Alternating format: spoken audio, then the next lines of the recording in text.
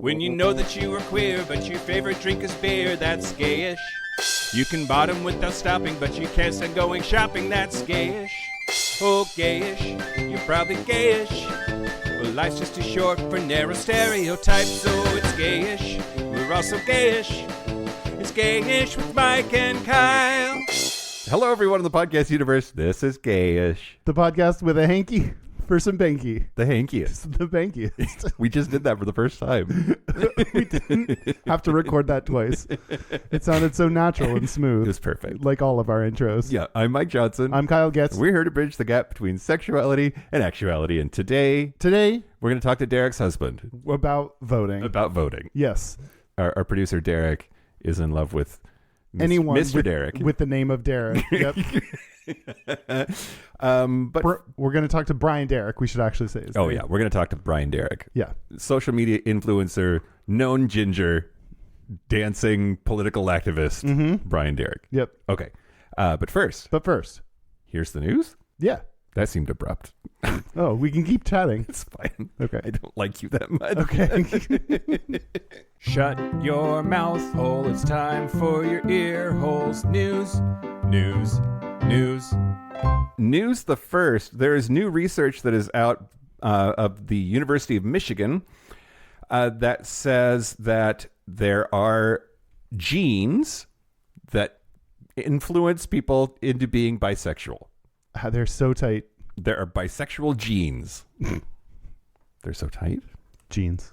Oh, yeah. J genes. Yeah. Yeah.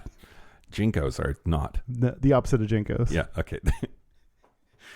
We're doing real good today. We're Kyle. doing a really good episode so far. Scientists have found genetic variations associated with human bisexual behavior for the first time, and they are linked to risk-taking behaviors that produce more children. Ooh. So they are saying that basically bi people have questionable judgment, but that it's good for them and good for the species. Riskier in an evolutionarily advantageous way. Yes, exactly.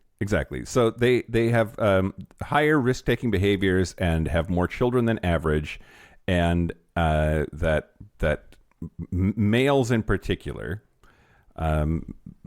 they're calling it BSB, which is Backstreet Boys. Backstreet Boys. All right, They're back, and they make you bi. Bisexual behavior they're known as BSB associated alleles, and that they're reproductively advantageous, which is why they're persistent. And yeah, so it's really interesting, I think, because there's the whole like bi people aren't real, or like we forget that they exist, but they are very, very real, and they exist, and we're studying them, and we're finding like, oh, it's a thing. Yeah.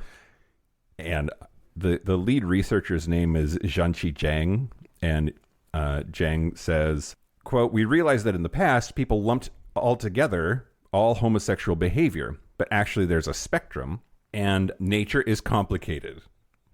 But here we're talking about 3 traits: number of children, risk-taking, and bisexual behavior. They all share some genetic underpinnings." Interesting. Yeah. So bi people, we see you, and so do microscopes. You can take a risk with me if you want. Yeah, risk my dick. Yeah. News the second? Yeah. Okay. Researchers at the Williams Institute at the University of California, Los Angeles have released their Gayest states research. Gayest states. So, yeah, we know which states are the gayest. Which states are they? Well, do you want in absolute numbers or by percentage? Percentage of gays? Yeah. Oh, by percentage. Okay. By percentage, the gayest place in the country is Washington, D.C. The District of Columbia is 14.3% queer. Wow. That they studied, it's all LGBTQ plus identifying adults. That's so gay. That's so gay. Many gays. Yes. Number 2 is Oregon at 7.8. Number 3 is Delaware at 7.5. The rest are Vermont, New Hampshire, Washington, Colorado, Maine, Nevada, and Massachusetts. Those are the top 10. Interesting. Yeah. By absolute numbers, New York. It's the fucking population, right? It's California is number 1, followed by Texas, Florida, New York, Pennsylvania, Ohio, Michigan, Illinois, Georgia, and Washington. which I think Washington and Oregon are nope, just Washington. I think Washington is the only one that's on both lists. Oh, double winner for us. Yeah, we're solidly in the middle of the best of the Of both, though. both. Middling two ways. Yeah. Also interesting is in sheer numbers, apparently the South is the gayest. They looked at the West, the Midwest, the South, and the East and broke them up that way. And the South is the big winner at 35.9% of gay people, LGBTQ people in this country live in what is categorized as the South. So well over a third. That defies the stereotypes. Exactly. Yeah. So I guess the South is super duper gay, not by percentage, though, just by sheer numbers. It's kind of like smeared around down there. Like, call it a pap because it's smeared. Yeah. Yeah? Yeah. Any questions about all of that, Kyle? I have no questions. No? How's this going so far? I think it's going great. I think you're doing a really good job. I think we've course corrected. It was a little rocky out of the gate. We stumbled a bit. And now we're back on track. Yeah. We're going to survive. We're whipping our horse for all it's worth, trying to win this race. Yeah. Okay. I think we're almost there. All right. News the last. Home stretch. Dickbag fuckface asshole of 2015, Kim Davis, has more bad news this week. She was ordered last September to pay $100,000 in damages to one of the couples she denied a license, but was ordered this last Tuesday to pay an additional $260,104 to David Ermold and David Moore to cover their attorney's fees. So, yeah, she tried to... Well, she refused them marriage licenses after the Obergefell v. Hodges ruling in 2015, recognizing marriage equality nationwide. And she said it would violate her religious beliefs. So she shut down all marriage license operations in her office so that she wouldn't have to give them to gay people, which I just cut off your nose to spite your face, you fucking bitch. Yeah. And then... Anyway, the hits just keep on coming. Basically, every time that she's gone to court about this, she's gotten her fucking ass kicked, which makes me just so happy. Yeah. So it's nice when the right thing happens at the end of the day. Exactly right, Kyle. Yeah. It is nice when the right thing happens. Yeah. God, I hate her. She sucks. She sucks so bad. Yeah. Yeah. I don't know. Why do we call them Karens when really they should be Kims? They should be Kims. You're right. Okay. That's the news. That's the news. Speaking of people who are not Kims, I want to thank the following Chads. Nor Karens either. Or Karens. Right. Yeah. Or anything. I want to thank the following new Patreon member, Anthony Emlin. Oh, that's not a Chad at all. You... Okay, great. If you want to join Patreon to get... ad-free episodes a day early and a ton of other benefits, then sign up for Patreon at patreon.com/Gayish podcast. Maybe we should offer pics of my butthole, Kyle. Yep, at the highest level. Do you think that would work? Yes, we'll add a new tier, $100 a month. But then what's the incentive to keep? You have to keep taking butthole pics. Monthly pictures of my butthole. Monthly butthole pics. Progress pics. Progress report. Been stretching. Join Patreon. Great. Please do it. Yeah. Or I will. You want to talk about voting? Yeah, let's talk about voting. The last thing I voted in was like American Idol, I think. I'm kidding. Kelly Clarkson? Yeah. No, voting. Do you watch Kelly Clarkson's or TV show? TV show? No. I see a bunch of clips of that on Instagram. It apparently thinks that I really want to see Kelly Clarkson. Maybe you do. Maybe it's right. Maybe sometimes the algorithm has you figured out, Kyle. Before I have myself figured out. Yeah. Anyway. Somebody needs to. Someone needs to. It's not my therapist. She hasn't gotten there. No. What were you going to say? Oh, I was going to ask you if you're a voter. Do you vote? Are you I vote every single time. Every single time? Even if you don't know what's going on? Yeah, because I just do we have a local alternative newspaper called The Stranger. I just take whatever recommendations they give me. I literally do the same thing. I vote however the stranger says. And when I do care, it's usually what they want me to do anyway. So there's some trust earned there that they can do the work for me. Yeah, for sure. That's scary as fuck though. It is kind of scary that someone just publishes a thing and then masses of people like us just kind of vote.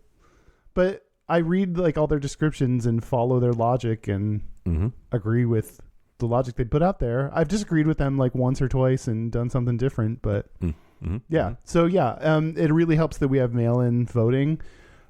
So it makes it a lot easier to get your actual vote in. You don't have to like take time off work or whatever. In a super duper crazy deep blue, ridiculously liberal place like the city of Seattle, do you think your vote matters?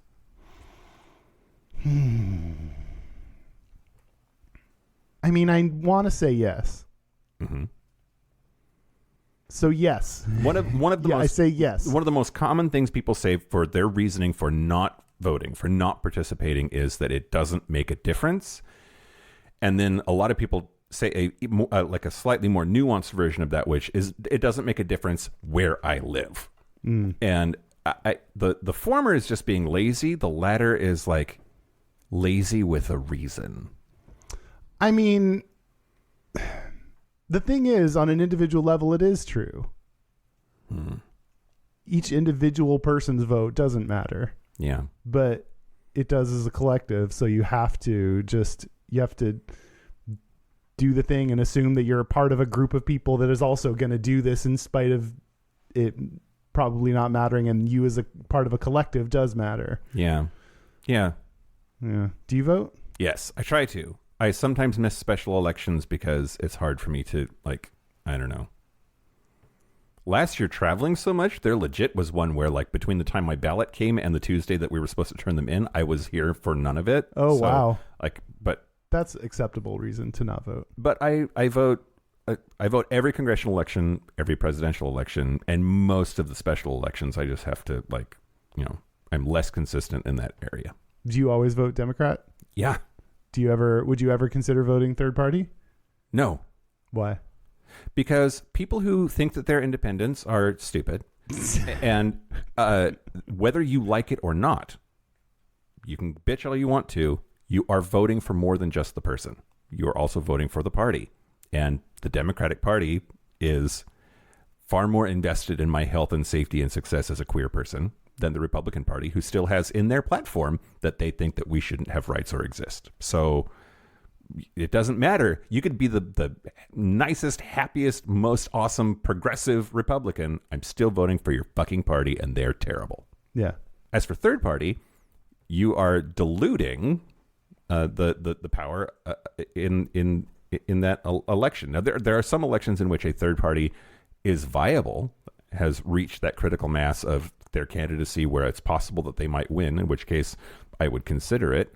But those are few and far between. We have first past the post, winner take all single seat districts in this country for the most part. And that mathematically creates a situation where it really is a two-party system. You really only have two choices. Pick the better one. Yeah. But if a third party candidate was to arise and I liked them and I liked their politics and I liked their party's politics, maybe. I don't know. How about you? Yeah, I said a bunch of things. I agree with you. I probably wouldn't. I probably would just always vote because it's casting a vote against Republicans sometimes is the action of voting for Democrat. Yeah. And if you, yeah. So. Yeah. The last time I voted for a Republican that I remember was 2000. Ooh. It was for personal reasons. What does that mean? Senator Maria Cantwell was an absolute fucking bitch to me, to my face in person, and my feelings were so hurt by that, and I was in my early 20s and less rational about things. I was like, I'm not voting for that horrible person. So I voted for Slade Gordon, who had been our senator for a long time, and one of my fraternity brothers worked for his campaign. So that was like my last moment of weakness. It's been straight D ticket ever since. Straight D. Straight D, yeah. Yeah.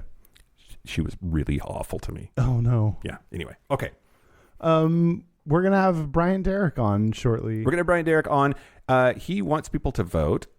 He has created a platform called Oath, which I want to ask him a lot more questions about, but that is a way for you to put your money not just where your mouth is, but where other people's mouths are. But where the right mouths are. And also does a lot of work on social media to educate people about what's happening in the world of politics and elections, and is also an adorable ginger that Derrick wants to marry. So. Yeah. all of the right things to be a guest on Gayish. So when we come back, we are going to have Brian Derrick with us to talk about all things voting. Yeah. Are you ready for him? Yeah, I'm ready. Oh, I'm ready to take his him interview. Okay, great. Should we take a break? Let's take a break. Let's take a break. This is the part where Mike and Kyle take a break. So are we back? We're back. We're back. We are back. We're back. We really are, We're though. really, really back. We're here with Brian Derrick from all over the place. Brian, welcome to the show. Thank you so much. I'm excited to be here. Yeah. Okay. So what I know you from most is from Oath. But why don't you give us a quick, just who are you? What's your life? What's your background? Pronouns. Let's start with pronouns. Absolutely. Pronouns are he, him. And people usually know me as the redhead gay guy on Instagram that talks about politics. And dances. Dancing. And dancing is a big part of this. Exactly.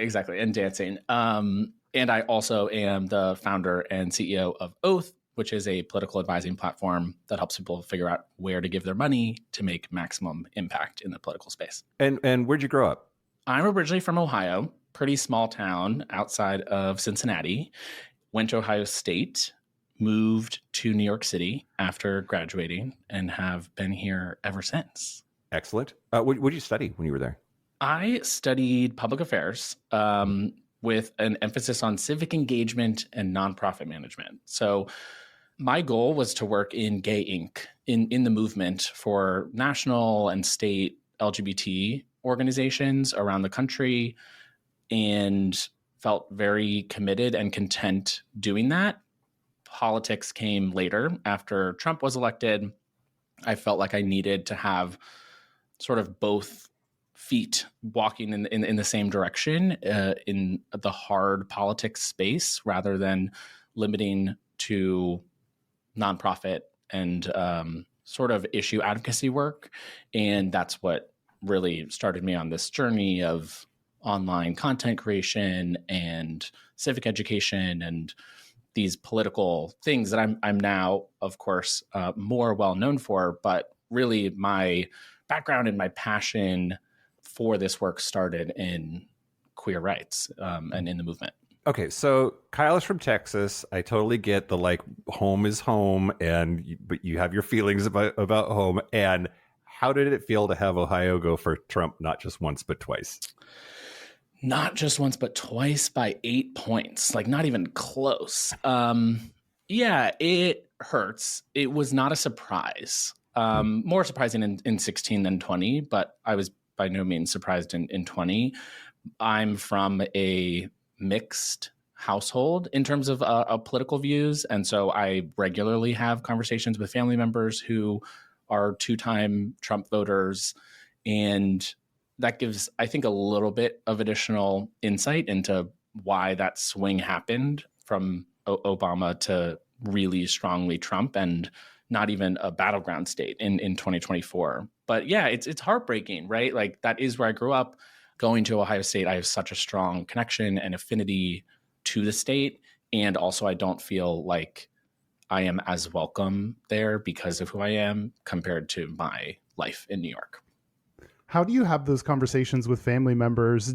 Is it all completely rational, thoughtful, or does it ever get heated? How do you maintain a good relationship with people voted for Trump? It's definitely easier to maintain an emotional distance from it when you're talking to strangers, or when you're having the conversation in the context of voter engagement or something. If I'm doing it through work or online. When it's family, obviously there's so much history and personality and weaved into it that it makes it really hard to keep that sort of focus on the logic and on the policies and that kind of things. But at the end of the day, that's not what wins people over anyway. And so you really do have this, it's both difficult, and you have this extra special tool in order to reach someone who you know that well, who you've known your entire life. And so they're difficult conversations, but I have had some success at least finding some deeper understanding of their perspective, even if I'm not going to win them over on an issue or change how they're going to vote. Being able to see somebody else's point of view in that situation, I find really helpful to our personal relationship and to my broader advocacy and political work. It really does help to understand how other people are thinking. And I just happen to get some of that across the dinner table sometimes. Mm-hmm. Are you out to your family? Yes, yeah. Very, very much so. And I have a gay brother as well. So, okay. Super out. Do you have any straight siblings? I have a straight sister, and she has 3 boys. So ticking the boxes for grandchildren to take some of the pressure off of me and David. My gosh, I really wish my straight brother would have some kids so that my parents could have that right. that box checked. Totally. So the modern Republican Party is not queer friendly and seems to be getting worse all the time, especially when it comes to trans issues. Like, how do your Republican family members reconcile that with their relationship with you, or do they? I would say they think that there's no conflict there at all, right? And a lot of the work that we can do in our own families and communities and friendships is to highlight the personal impact of what feels like very high level political thinking or debate. And so it's easy for someone to vote on taxes, but they're also voting for someone who would gladly undercut or repeal the rights that we've won in the last 20 years. And so I think it is about always trying to find the right moments and the right conversations to push there and to say, and to show the effect of these policies, if not on me, then on people that I know. As you said, a lot of the focus of their attacks has turned to the trans community. And so it's easier for a relative or a friend to say, oh, well, they would never repeal marriage equality. They just are worried about like groomers, or they're just worried about people pushing puberty blockers in schools, or like things like that, where there's so much misinformation and misunderstanding about the LGBTQ community at large, but especially the trans community. And so being able to be a personal voice and share a perspective that they trust because we've known each other for so long, I think adds a dimension and a level of understanding that you don't get from reading the news or watching cable TV news, especially if you're leaning on sources like Fox, of course. But yeah, it's tough. But the more that we can highlight personal stories, the individual impact, and make people feel like they have space to learn new information and change their mind, I think is more effective, in my opinion, than cutting people out who we disagree with on the principles of it. We didn't think Roe versus Wade was going to go away either. Do you think marriage equality is like on the agenda? Oh, absolutely. I hope I didn't misspeak. No. I absolutely believe that they're coming after all of our rights that hinge on Griswold, on our right to privacy. And that includes marriage. That includes the Lawrence v. Texas decision, which affirmed all sodomy relations. Right, exactly. Birth control. Like, all of these rights stack on top of each other. And I think they're trying to pull the whole thing out, root and all. It's terrifying. Because Jesus? Because Jesus. Yeah, honestly, I think that the far right is extremely motivated by a white Christian national view of the country. And that has truly, via huge dark money groups and some deals with the devil, essentially, to put this political coalition together, has seeped into every part of the conservative ecosystem. And you can't get the corporate tax cuts that they want without all of these horrifying social policies as well. And yeah, you're right. Like that's honestly what it traces back to, is this evangelical white Christian nationalist view of what the country should be. You mentioned that Trump was getting elected was a turning point for you to decide to go full-fledged into the work you're doing now. Can you talk about just what that experience was like and how that shaped your decision? Absolutely. I was working at Lambda Legal at the time in New York and was really like a street activist, was kind of how I identified in the city. I was at every demonstration and protest, worked with a lot of different LGBTQ organizations, helped found Voices For, which was trying to draw attention to the gay purge happening in Chechnya. And in all of this work, felt extremely fulfilled in the advocacy that I was working toward, and at the same time felt limited after the Trump administration took office, that a lot of the cases that we were filing, a lot of the changes that we were pushing for had a ceiling, had a cap on what was realistic and what was possible while these people were in power. And don't get me wrong, the work that Lambda Legal does and lots of the national orgs is so critical and so important. And I still think I'll go back to it at some point.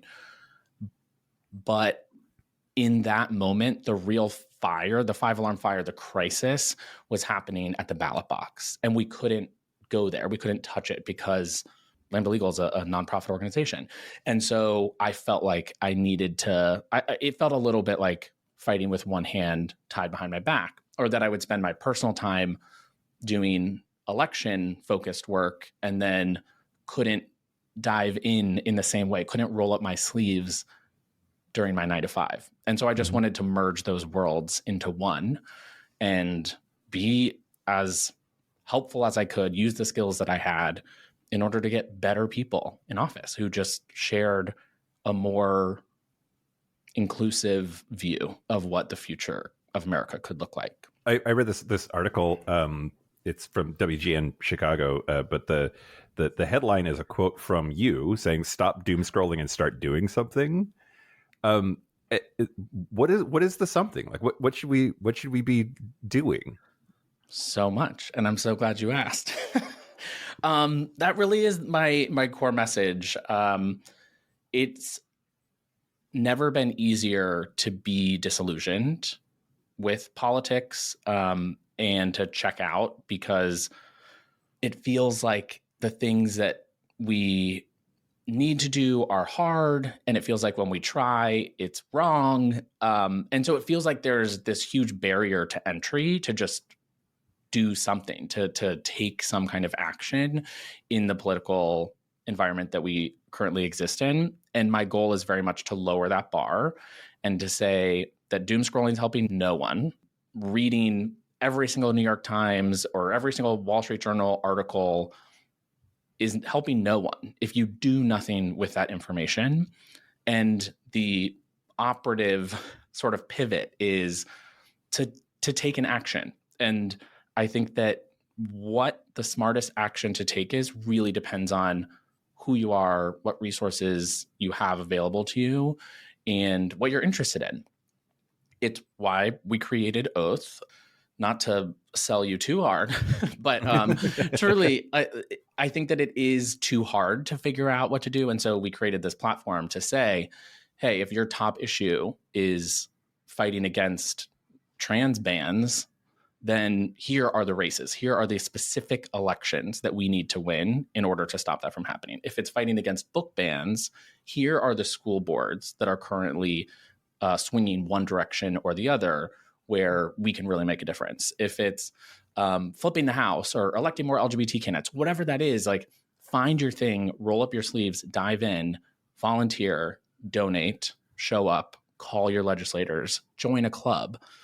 Start a book club. There's a million ways to build community and move people toward action and engagement. But the default in this modern society that we find ourselves in is disengagement. And so it takes an active decision to fight against that and do something. I mean, school board races are what a lot of people would say is pretty far down ballot. It's interesting that your tendrils are that deep into ballots. Our opponents' tendrils are everywhere. And that is, I think, why I decided to create Oath instead of just joining an existing effort, is that I have seen, and we've all seen the effects of conservatives, far right, 40-year plan to do this, to overturn Roe v. Wade, to roll back all of the individual rights that we've secured, both at the ballot box and through the courts over the last 2 generations. And they do it because they have a plan and a lot of money and a lot of coordination. And so me and my co-founder got together and said, what would it look like to use tech to empower people with this same kind of information so that we can fight back on a level playing field? And that is what we have built. And so, yes, it is super far down ballot, but wherever they are pushing their agenda, we need to have a thoughtful and strategic response so that we don't see the kind of things that have happened with state legislatures, which was really where Dems have been pushed out the most in the last 30 years, which is why we're seeing things like the extreme trans healthcare bans and things now. But I don't want that to happen next at the school board level. How do you find the elections that matter the most? What's kind of the logic behind which ones are the most important? As much as possible, we want the individual to be the driver, right? To tell us what is important to them. So if it's these issues that we're talking about, fighting against book bans, what have you, or if it's just like simply maximizing the effectiveness of my $25, whatever. We analyze thousands, tens of thousands now of elections via this tech that we've built that pulls in data from all of these different sources, a couple dozen different sources on who's running and what the composition of the district is and what they're running on and what is at stake in that election. And then we do this pretty interesting mapping to figure out, okay, well, for LGBT equality, it's this. For reproductive rights, it's this. And we rely on a lot of experts and existing organizations in the field who are already doing very issue-specific work in order to help us do that well. And then once you have that, it's about building the right algorithm. I know that's like a bad word these days, but like a very simple, like layered logic that enables someone to get more personalized results. If you're like just looking for answers in your state and you want to be focused there, or if you want to look nationally, we have a lot of people who live in California and New York and know that the front lines of these issues are in other places. And therefore they want to make sure that their efforts are going exactly to where they're needed. And we can help them sort of zero in that capacity. Okay, so I want to ask, do you think this country is ready for a female president? Do you think this country is ready for a gay president? Which one do you think gets elected first, looking into the future? I think that we are ready for both. I am predicting a woman, a straight woman first before somebody queer. And I think it's 2028, honestly. I would not be surprised if we saw both of the major parties nominate women in 2028 after we have this sort of like forced generational change that we're all very, I think, excited about. I would not be surprised if we saw 2 women in the general election in 28, which is exciting. We already saw, I don't know if you know, we saw the first gay versus gay general election in 2022, Long Island. That's how we ended up with George Santos. Oh, God. Oh, Everybody on their ballot was gay for that seat. Those were their only options. so we celebrate George Santos is what you're saying. No, they picked the wrong one, of course. Okay. Of course they picked the wrong one. But yeah, I think that we're going to see more of that. And I feel like that would be an ideal scenario because then you can sort of remove it to some degree as a factor, right? It's going to be harder when like sexism is real, and me believing that we're ready for a woman doesn't mean that it's not real. But I would love to see 2 women at the top of the ticket. So either way, like we can just talk about their policies and what they'll do for the country, and sort of a little bit move to the side the debate over whether or not the president should be a woman. That's obviously ridiculous. So my own version of doom scrolling. That's assuming we have an election in 2028. Right? that is true. That is very true. It's going to be a big year in determining that. But I am very hopeful, and I believe that we will see an election in 2028. I mean, do you think autocratic fears are unfounded? I do not think that they are unfounded. I think that our instinct to highlight and elevate the worst possible outcome is dangerous in its own way. And so I look at pieces like, there was one recently that a Trump dictatorship is now almost inevitable. That was that was run in, I think, either Washington Post or I think it was the Washington Post. And was there an op-ed? Yeah. Yes. Okay. And I feel like things like that are irresponsible because it raises the bar so high for what alarming should be. And there's so much that could happen if Trump is reelected to another term that does not make him a dictator, that we should also be extremely, extremely concerned about. And so I'm not a huge fan of that kind of alarmist take, even if there is like some chance of that happening. I think that you don't need to go there in order to make a really strong case that a second Trump term would be terrible for the country. It doesn't have to result in a dictatorship and the end of democracy for it to be a bad idea. And so I'm like, let's make sure we cover all of the outcomes before that, before we set that as the bar for disaster. I think his first presidency, there are so many things that we just assume are the rules, or that like we assume there's protections for, that there clearly aren't. And things are far more tenuous and fragile and manipulatable. Is that even a word? Sure. Malleable than we think they are. And there was so many like worst case scenarios that he actually did, right? Like January 6th, which was just yesterday as of this recording, is a perfect example. Everybody's like, no, he's not going to try to stop the peaceful transfer of power. He's not going to deny the election results. And then he fucking did it. 1,000%. And it's very disconcerting to see someone just trample over all of our norms, all of our traditions, and laws, right? He also, lots of the things that he did were criminal, and that's why we're seeing cases.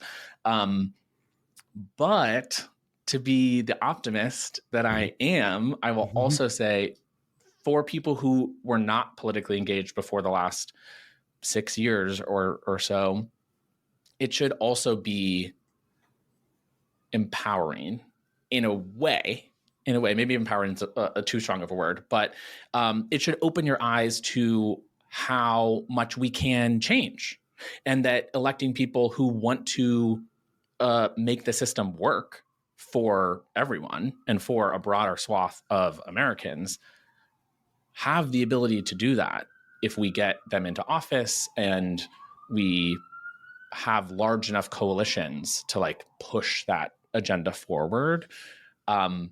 I think that we are seeing a very different kind of, I'll call it like hardball politics in the last decade than we have ever before in American history. And that should get people amped to make sure that if those are the kinds of tactics that we're going to deploy, that we're using them to push for progress and not to roll the clock back 70 years. Speaking of being optimistic, an article described you as being a progressive with a professorial look and a positive demeanor. So how do you feel about that characterization of who you are? I love it. I take that. Kara Swisher called me chicken soup for the liberal soul. And that was like probably the greatest compliment that I could ever receive. A lot of people see being optimistic or hopeful in 2024 as being naive. But I do not share that view. And I think it's actually our civic duty to maintain hope and optimism, because once you give that up, you've given up all of your power to make things better. And I hope that the content that I can put out, even when it's really silly, right? Even when it's dancing on Instagram or doing a whiteboard video, the writing that I do, I hope brings people a sustained and meaningful sense of hope that things can actually be better, but that we have to make them better, and that it's not just going to happen on its own. So I take that with a big smile, and I appreciate the description. Where do you think you get your optimism from? It's a good question. I want to say my parents. I feel like I've always kind of been this way, this broken. I have both Catholicism, a Catholic side of the family, and a Jewish side of the family. And that came with lots of trauma, and also of intense focus on like service and being of service to your community and being of service to others from both sides. And I think that experience and that focus in my upbringing has always led me more to like careers and activities around social justice and making change and fighting for a better future. So I would say my parents, a lot of it comes from my mom. Her sophomore year of high school, she led a protest. The girls were not allowed to wear pants. They had to wear like long skirts to school. And she led a protest where they all went into the bathroom and changed into pants in the middle of the day and walked out. And so like this civil disobedience and sort of activist streak has, I think, always been a part of my family. And I just got an extra dose. Are you single? I am single. Yeah. Yeah. Dating? What is dating? What is dating really? Because you seem like a busy man, right? Yeah, it was 2023 in particular was especially busy, which is like when we really launched Oath. And 2024, of course, will be busy. But I mean, you have time for what you make time for. So yes, I'll say I'm actively dating, but not currently seeing anyone. That sounds like code for Grindr, maybe. I don't know, but no. I've been on a handful of dates in the last 3 months, but nothing that has like stuck. So yeah. I'm open. I'm open to what the universe has in store for me this year. Yeah. Okay. All right. The look that was exchanged. That's just us. We're like psychic network communicators sometimes.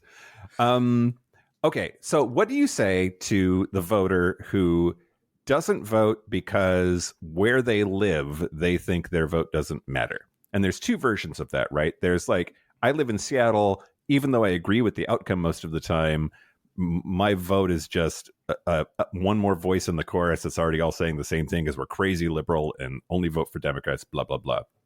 Then there's the reverse of that. I think the more tragic version of that, which is like, I'm a crazy progressive liberal and I live in somewhere in Oklahoma.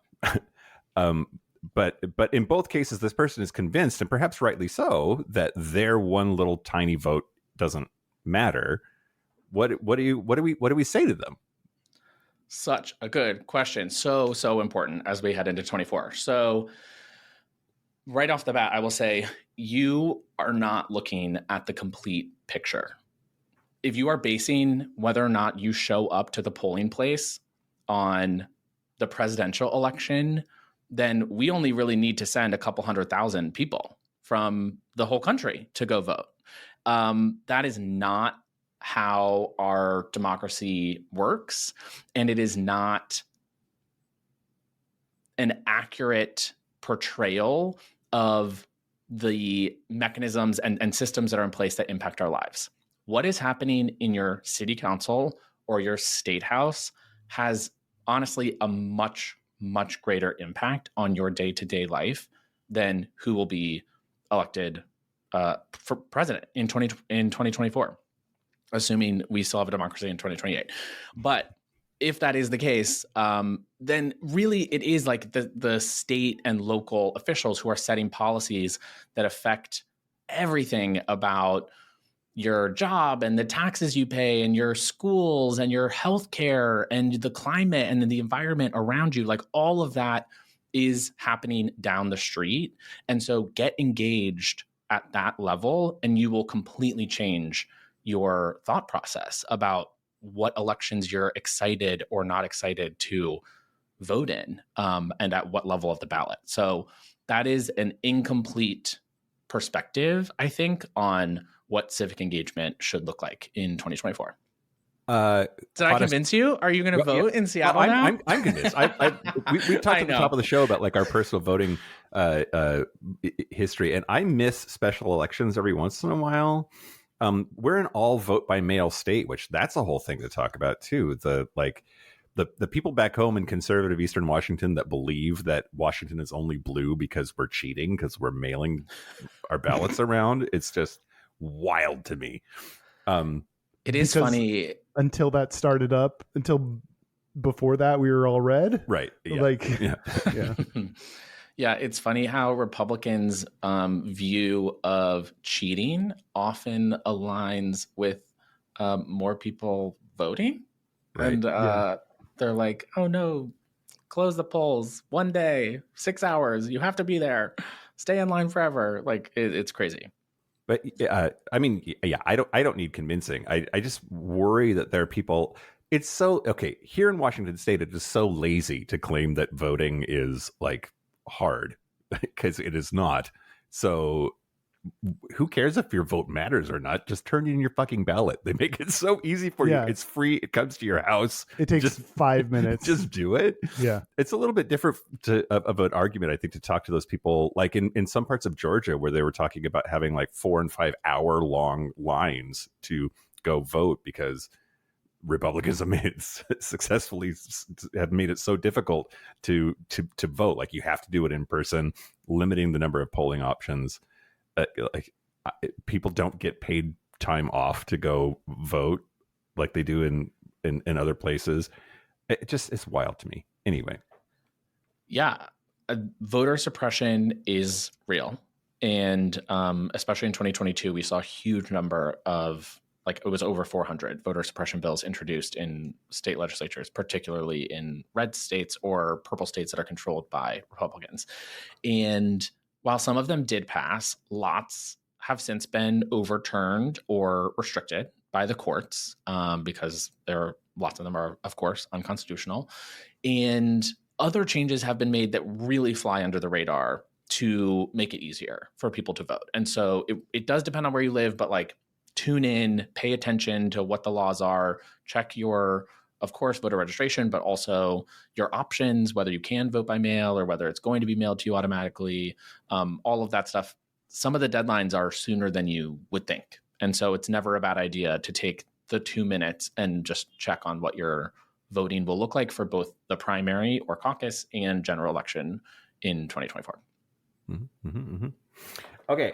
I want to talk to you about some things that people have said are supposed to affect the national election this year in the United States for president. And I just want you to weigh in quickly on whether you think that these are reasonable things to expect or not.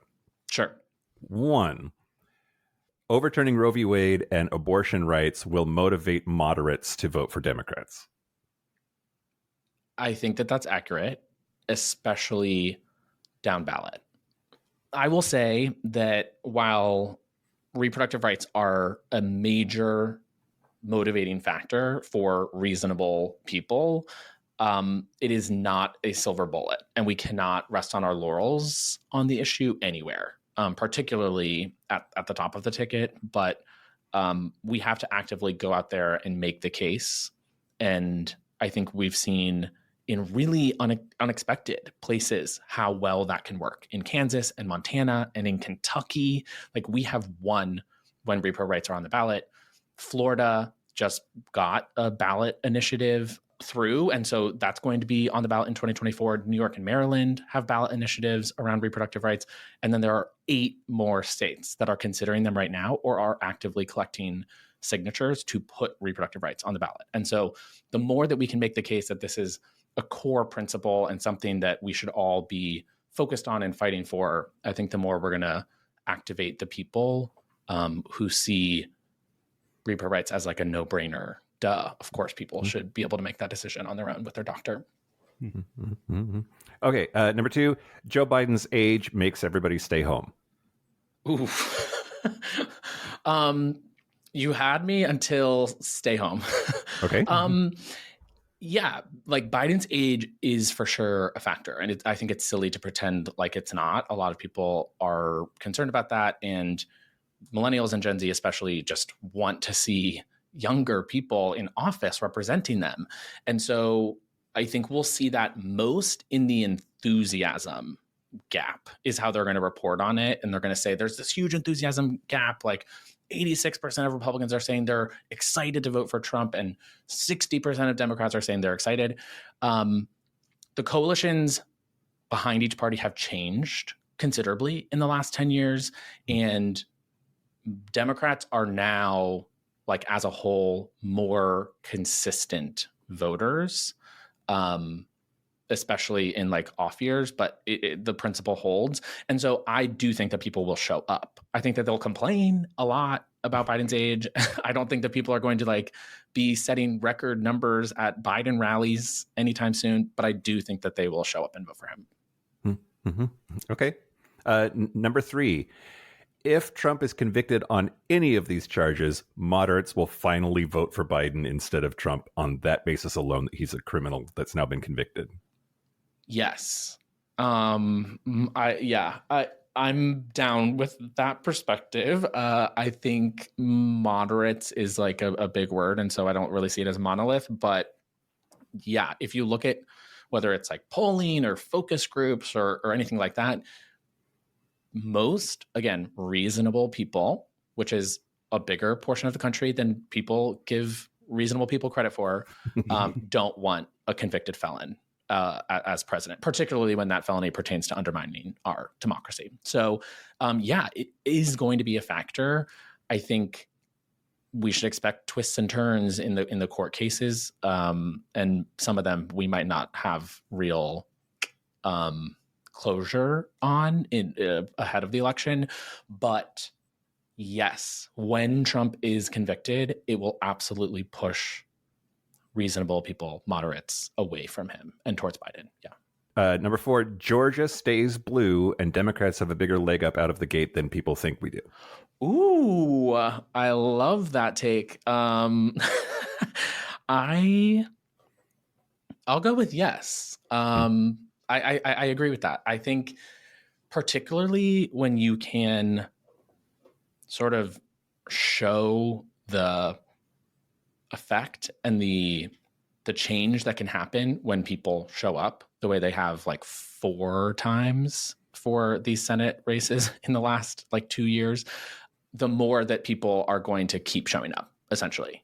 And so that, I think, works in Georgia's favor, that they've really been able to show it's possible, there's a path, and they have this coalition that feels powerful in the state, and they should, right? Like they've made this huge shift happen that many people didn't think was even possible. So I would say that should motivate a lot of people again in 24. So yes, put me down for Georgia being called for Biden on election night.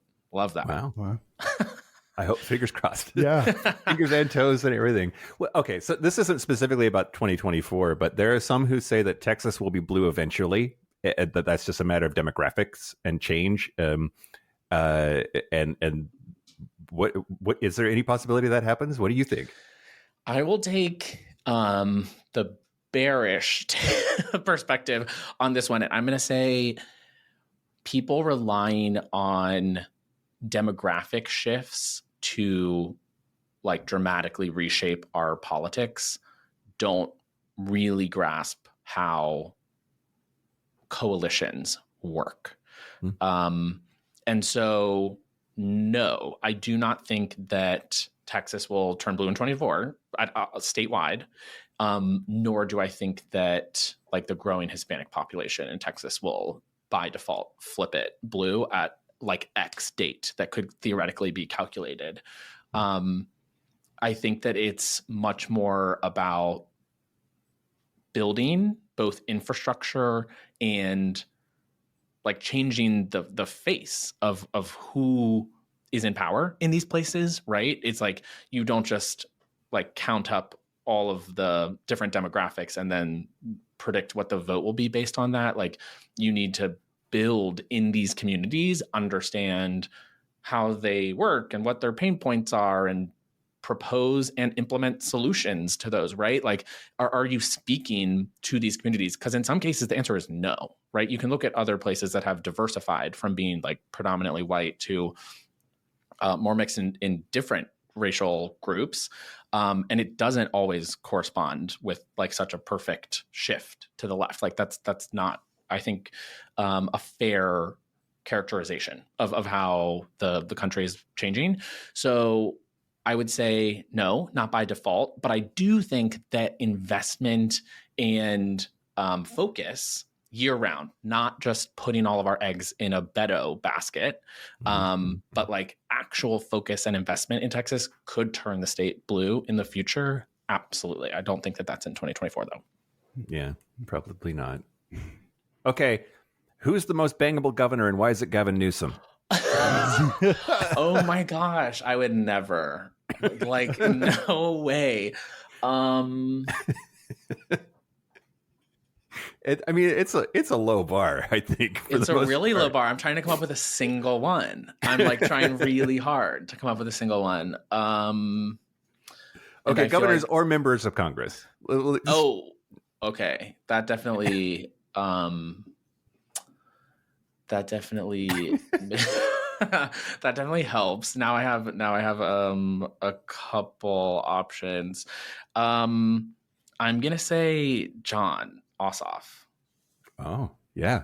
Okay. He's like, come on. I think he's like 6'3" or something. Yeah. Handsome guy.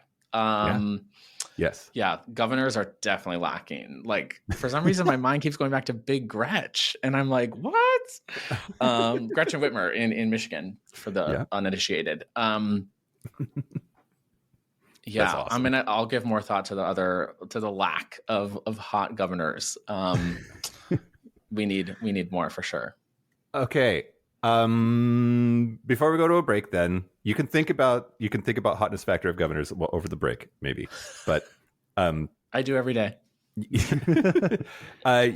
get the last word. The big call to action. What should people do this year? People should follow their local elected officials on social media and sign up for their email. Because I think that once you have that consistent flow of information, you're going to do so much more. You're going to show up to stuff. You're going to donate to stuff. You're going to volunteer for things. So get yourself into that flow of info. All right. That's also that's attainable. That's something I can do. Totally. Absolutely. Yeah. So you ready to take a break? Yeah. Let's take a break. Let's take a break. Vote break. A voting break. Early and often. That's what they say. Yep. This is the part where Mike and Kyle take a break. So are we back? We're back. We're back. We're going to do our Gayest and Straightest. We're going to do our Gayest and Straightest. But first, Brian, Derrick, where can people find out more about you, what you're up to, plug in, get involved, tell us all the things? Absolutely. You can follow me on Instagram at @BrianDerrick_. And I also recommend signing up for Oath at oath.vote. And that's where you can get personalized recommendations about candidates and elections that you should be plugged into based on where you live or what issues you care about. And you can control the cadence of that. So if you want a weekly recommendation or a monthly recommendation, we will listen to your wishes and provide those for free. And where should people send their marriage proposals? I'm accepting those via DMs. Great. Or snail mail. Everyone loves a good letter. Okay. All right, excellent. Perfect. Well, our website is gayishpodcast.com. We are on socials at Gayish Podcast. Our hotline, you can send us text messages or leave us voicemails, especially your Gayest or Straightest, is 5855-GAYISH. That's 585-542-9474. Standard rates apply. Our email is gayishpodcast@gmail.com. And our physical mailing address is Post Office Box 19882, Seattle, Washington, 98109. Do you want to go first? Sure, I'll go first. Okay, great. Your Gayest or Straightest, Kyle, hit me. My gayest is whenever I use conditioner in the shower. I don't always, but when I do, You mean on your hair? on my hair. Okay. Sure. What? It's kind of slippery. You can- Okay. Okay. Jesus. No, on my hair, Mike. Is what I meant. I'm betting conditioner could be a lube in a pinch. That's true. I'll report back next week. Okay, great. Straightest is my wallet is falling apart. Mm. I need a new wallet. That's for sure. But until it absolutely completely rips open, I'm going to keep using this wallet. Yeah. Okay. It's a gift idea, maybe. Oh yeah, that's a There good you gift go. idea. If you want to go full straight, you can make your next wallet out of duct tape. That's the straightest wallet you Yes. can have. I should. I do own duct tape. That's a straight thing about me is that I actually own duct tape. Wow. Yeah. I don't think I do that. Yeah. You just got a bunch of points in the straight Bunch of category. straight points. Yeah. Okay. Thanks. Well, let's see. The gayest thing about me this week was my New Year's Eve party. Almost none of my straight friends came. It was like just wall to wall gays in here. There was a lot of gays. It was a lot of gays. And then the straightest thing about me was yelling at all of the twinks at 3 a.m. to get the fuck out of my house because they were loitering and it was late and I was tired. Boyfriend was trying to be so nice to them and I was not having it. Just like kicking out the twinks. Everyone has to kick out a twink in the early morning at some point in their life. Yeah, my straight guy friends are always complaining to me about how all the twinks they have to kick out of their home. All the time. Brian, how about you? What's your gayest or straightest? Gayest is definitely the fact that I know the Designing Women monologue. The night the lights went out in Georgia, that one? Of course. Yeah. Yes. And have been known to occasionally perform that monologue in Fire Island. Excellent. Which was fun. That's pretty gay. Pretty gay. Straightest, I am a Premier League fan. So you will normally find me on Saturdays watching English Premier League soccer. So, okay, thank you. I was going to ask. Wow. Yeah, pretty much any sports thing that's going to get you, a straight cred. Yeah. I mean, it is probably the gayest of the sports, I would say. Grass varies, but straightest thing about me. I love it. I think soccer players might be the hottest ones. Like team 100%. sports. It's either like soccer or maybe water polo. I don't know. Oh, I don't know that I can name a water poloist. Right. Soccer, the legs. Yeah, it's real. The legs. Yep.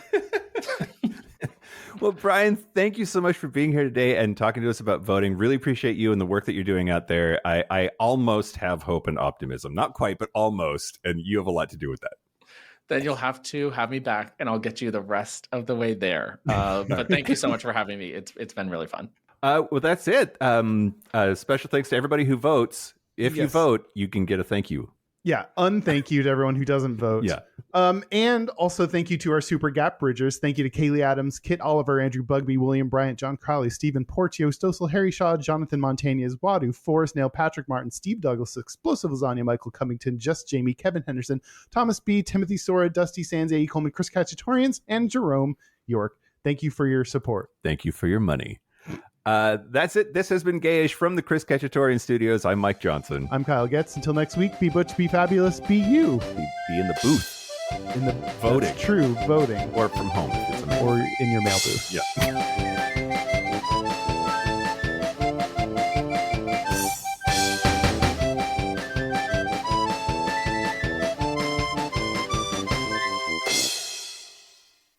Hello, everyone in the podcast universe. This is Gayish. The podcast with a hanky for some panky. Oh, the hankiest. The pankiest. And the pankiest. Yep. All the things. Yep. Your mic is not facing your mouth. That's why you sound like okay. you're in a toilet. I'll put that in there. Hello. Oh my God, it's so much Okay. better. Start over. Great.